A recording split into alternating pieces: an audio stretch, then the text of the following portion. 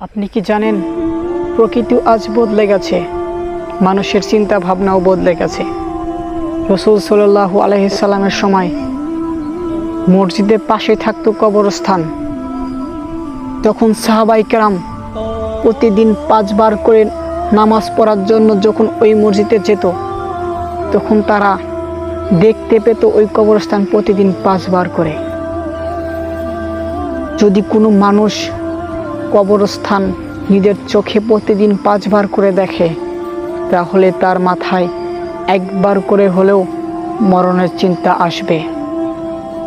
আর এখন সমাজ ব্যবস্থা কি করেছে দেখেন, এখনকার সময়ে মানুষের সমাজ ব্যবস্থা কি করেছে দেখুন। মসজিদ থাকে কোথায় আর কবরস্থান থাকে কোথায়। এটি হচ্ছে প্রকৃতি বদলে গেছে। আজ মানুষের চিন্তা ভাবনা বদলে গেছে কোথায় জানেন? মানুষের চিন্তা ভাবনা বদলে গেছে যখন কোনো মানুষ মারা যায়, সেই মানুষটাকে বহন করে যখন কবরস্থানে নেওয়া যাওয়া হয়, চারপাশে অনেকগুলা মানুষ থাকে সেই মানুষটিকে নিয়ে যাওয়ার জন্য কবরস্থানে। কিন্তু আশপাশ থেকে কিছু সংখ্যা মানুষ আছে, দেখুন ওই মানুষটাকে কবরে নিয়ে যাওয়া হচ্ছে, তারপরেও আশপাশ থেকে কিছু সংখ্যা মানুষ আছে যারা মানুষ কবরে নিয়ে যাওয়া হচ্ছে, তারপরেও তারা চিন্তা ভাবনা করে, আজ আমার দোকানের এই হিসাবটা বাকি আছে, আজ আমার চড়ার ভিতরে এই কাজটা পড়ে আছে, আজ অমুকের সাথে দেখা করতে হবে।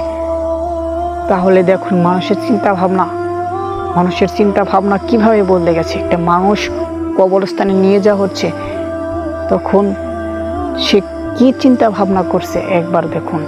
আর সাহাবায়ে কেরামরা কি করত, একটা মানুষ যদি কোনো সাহাবাইকে কবরস্থানে নিয়ে যাওয়া হতো, তখন তাদের চোখে জল চলে আসতো, তারা হয়তো বুক ফেটে কান্না করতো না।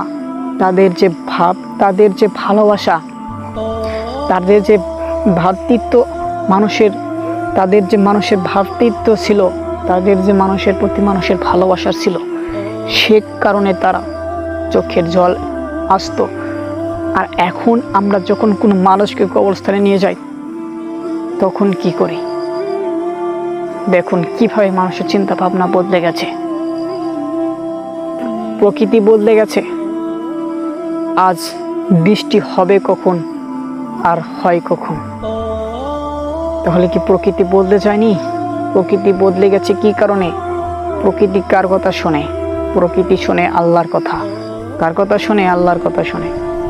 প্রকৃতি বদলে যাওয়ার কারণ আজ আমরা পাপ করতে করতে পাপে সীমানা পার করেছি, এত পাপ করেছি যা, সে কারণে আল্লাহ প্রকৃতি বদলে দিচ্ছে। তাই আমাদেরকে তওবা করে আবারও ফিরে আসতে হবে।